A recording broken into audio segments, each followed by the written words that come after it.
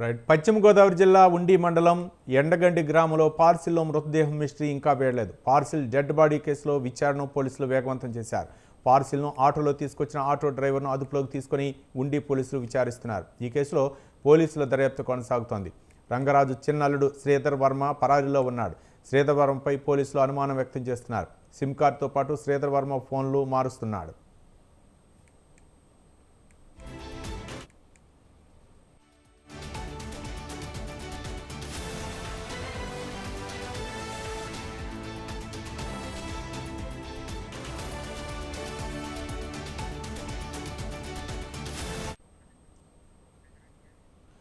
సాగిత్ తులసి తల్లిదండ్రులను చెల్లిని కూడా విచారిస్తున్నారు.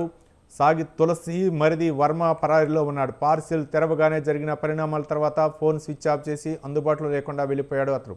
మృతదేహం ఆచూకీ తెలియకపోవడంతో పక్క జిల్లాల్లో కొన్ని రోజులుగా నమోదైన మిస్సింగ్ కేసులపై దృష్టి సారించారు. దీనిపై మరింత సమాచారం మా కరస్పాండెంట్ సతీష్ ఫోన్ లైన్లో అందించడానికి సిద్ధంగా ఉన్నారు. Satish, thank you Ravi. పశ్చిమ గోదావరి జిల్లా పార్సిల్లో మృతదేహం కోసం వేడని మిస్టరీగా మారిందని చెప్పవచ్చు. ఉండి మండలం ఎండగండిలోని రంగరాజు ఇంటికి 3 రోజుల క్రితమే ఒక పార్సిల్ రావడం, ఆటోలో రావడం అనేది అక్కడ జరిగింది. వచ్చిన మృతదేహం కోసం కొనసాగుతున్న పోలీసులు అయితే దర్యాప్తు చేశారు. పరారీలో ఉన్న రంగరాజు చిన్నల్లుడు శ్రీధర్ వర్మపై పోలీసులు కూడా అనుమానం వ్యక్తం చేశారు. సిమ్ కార్డుతో పాటు ఫోన్ మారుతున్న శ్రీధర్ వర్మ కీలక ఆధారాలు సేకరించినందుకు పోలీసులు వచ్చే కృషి చేస్తున్నారని చెప్పవచ్చు. అలాగే ఆటో డ్రైవర్ ని అదుపులోకి తీసుకున్న పోలీసులు ఆటో డ్రైవర్ అదుపులో తీసుకున్నారు. అంటే గత 3 రోజులుగా ఉండి మండలం ఎండగంట తులసి అనే మహిళకు ఇంటికి పార్సిల్ ఒకటి రావడం జరిగింది. అందులో ఎలక్ట్రికల్ పరికరాలు ఉన్నాయంటూ ఆటో డ్రైవర్ ఆ పార్సిల్ ని తీసుకురావడం అక్కడికి జరిగిందని చెప్పి అక్కడ ఎవరైతే ఉన్నారో స్థానికులు చెప్పడం జరిగింది. ఇచ్చి వెళ్ళిన కాసేపటికి ఆగిన తర్వాత పార్సిల్ ఓపెన్ చేసిన ధరకి తులసి భయాందోళనతో గురయ్యింది. పార్సిల్ డెడ్ బాడీని చూసి అక్కడ ఉన్న స్థానిక పోలీసులకు స్థానికులు అనేది చూడడం జరిగింది.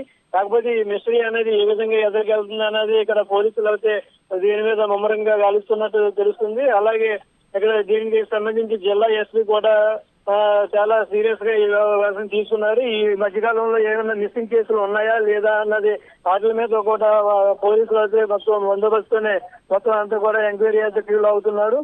రవి, రైట్. సతీష్, అంటే పోలీసులు దర్యాప్తు ఏ విధంగా కొనసాగుతుంది, అనుమానం వ్యక్తం చేస్తున్నారని మరి టాక్ వస్తుంది. మరో పక్క వర్మకు సంబంధించినటువంటి అంటే ఏమైనా ఈరోజు ఆధారాలు ఏమైనా సేకరించే అవకాశాలు ఉన్నాయనుకోవచ్చా? అంటే ఇప్పుడు వర్మకి సంబంధించి ఆ నల్లుడు ఎవరైతే ఉన్నారో, సుబ్రాజ్ అల్లుడు ఎవరైతే ఉన్నారో, రంగరాజు అల్లుడు ఎవరైతే ఉన్నారో వర్మ మొబైల్ అయితే స్విచ్ ఆఫ్ అని వస్తుందని చెప్పి ఇక్కడ ఆధారాలు తెలియజేస్తున్నారు. అలాగే ఆ mobile switch off, SIM card మార్చడం, అలాగే ఆటో డ్రైవర్ కూడా అక్కడ అందుబాటులో దొరకపోవడం అన్న దాని మీద అనుమానాలు వ్యక్తం చేస్తున్నారు.